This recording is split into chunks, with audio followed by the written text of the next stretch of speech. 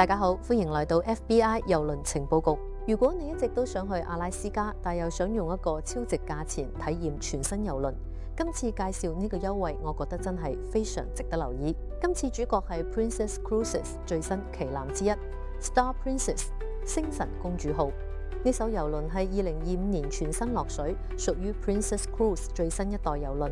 設備比以往更加豪華，設計亦更加現代化。而今次介紹嘅航程就係由美國西雅圖出發，7晚阿拉斯加內灣航線。如果你第一次乘坐郵輪去阿拉斯加，又或者一直等緊一個抵玩價錢，我相信今次呢個優惠值得花幾分鐘了解一下。首先睇睇今次航程，出發日期係2025年9月13日，全程7晚，由美國西雅圖出發，再返回西雅圖。呢條航線可以話係 Princess 最受歡迎嘅阿拉斯加航線之一。第一站就係美國華盛頓州嘅西雅圖。西雅圖唔單止係 Amazon 同 Starbucks 嘅發源地，亦係前往阿拉斯加郵輪最重要嘅港口之一。第二站會去到海契根 Ketchikan。海契根有阿拉斯加第一城之稱，因為大部分由南面進入阿拉斯加嘅郵輪都會首先到達呢個城市。呢度最出名就係原住民圖騰柱、色彩繽紛嘅 Creek Street， 以及新鮮嘅帝王蟹同三文魚。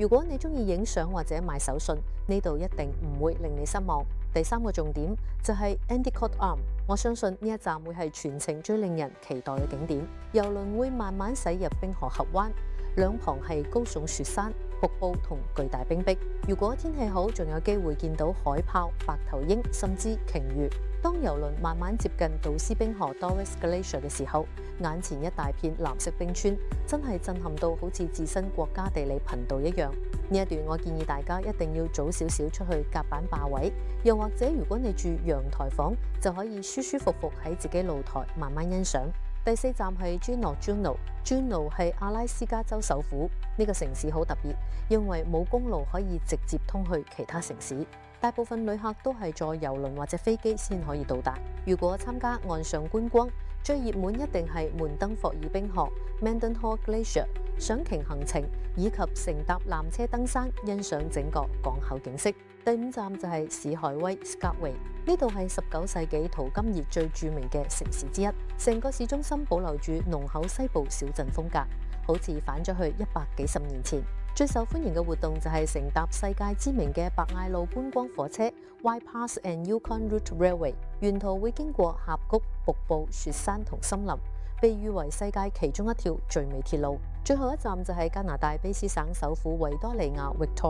Victoria 擁有濃厚英國風情。如果停留時間充足，可以去 Inner Harbour、British Columbia Parliament Buildings， 然後郵輪就會返回西雅圖，完成7晚阿拉斯加旅程。跟住講講大家最關心嘅價錢。今次優惠可以話非常吸引，內艙房每位只需港幣7000，即係美金890；海景房每位港幣1萬蚊，即係美金1278；陽台房每位港幣15800蚊，即係美金2022。以上價錢都係以雙人入住計算，而且已經包括港口費同政府稅。如果用全新落水郵輪嚟比較，我覺得呢個價錢真係相當有競爭力。如果你第一次乘坐郵輪，內艙房已經十分抵玩，但如果預算充足，我仍然會推薦陽台房，因為阿拉斯加最精彩就係冰河巡航。當其他旅客要逼滿甲板位置，你可以安坐自己露台，一邊飲咖啡，一邊欣賞冰河，完全係另一種享受。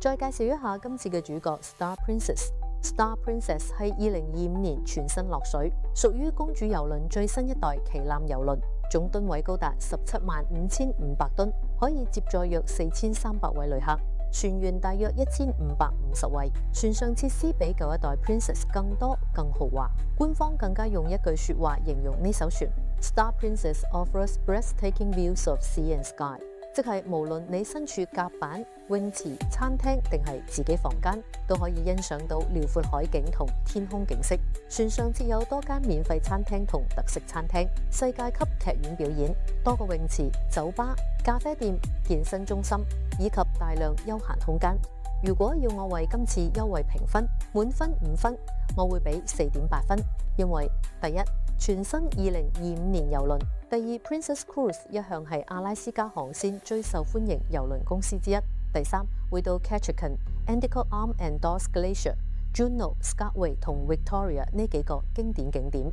第四，價錢真係相當吸引。如果你一直都計劃去阿拉斯加，又想試下 Princess 最新郵輪，我覺得今次真係值得考慮。如果你想第一時間收到全球最新嘅平價郵輪情報同實用攻略，記得訂閱我哋嘅頻道 FBI 郵輪情報局，再開啟通知鐘仔。我會繼續為大家搜尋世界各地最新、最抵、最值得入手嘅郵輪優惠，希望幫大家用最抵嘅價錢坐到最精彩嘅郵輪旅程。多謝大家收睇，我哋下一條片再見。